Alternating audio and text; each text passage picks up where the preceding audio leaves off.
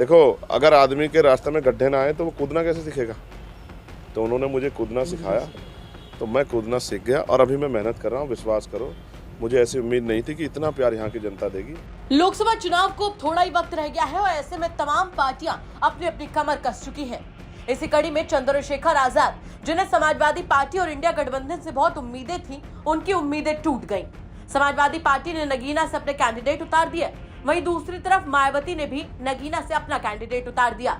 चंद्रशेखर आजाद को चुनाव लड़ना था, तो ऐसे में चंद्रशेखर आजाद ने खुद के बलबूते पर ही चुनाव लड़ने का फैसला किया। वहीं गुरुवार को नगीना लोकसभा से प्रत्याशी के रूप में चंद्रशेखर आजाद नामांकन करने पहुंचे, जहां उन्होंने समाजवादी पार्टी की ओर इशारा करते हुए कहा कि अच्छा हुआ उन्होंने हमें समर्थन नहीं दिया, इसी के चलते हम कूदना सीख गए, क्योंकि जब तक राह में गड्ढे नहीं आते तब तक इंसान कूदना नहीं सीखता। इसी के साथ चंद्रशेखर आजाद ने अपने जनसमर्थन का भी जिक्र किया और जब उनसे बदायूं कांड को लेकर सवाल किया गया तो उन्होंने बदायूं हत्याकांड पर भी अपनी बात कही और सरकार पर जमकर गुस्सा निकाला। सुनिए तमाम मुद्दों पर क्या कुछ बोले चंद्रशेखर आजाद। जिम्मेदारी तो उन्होंने मुझे समर्थन नहीं किया, उनका धन्यवाद। देखो, अगर आदमी के रास्ते में गड्ढे ना आए तो वो कूदना कैसे सीखेगा। तो उन्होंने मुझे कूदना सिखाया, तो मैं कूदना सीख गया और अभी मैं मेहनत कर रहा हूँ। विश्वास करो, मुझे ऐसी उम्मीद नहीं थी कि इतना प्यार यहाँ की जनता देगी।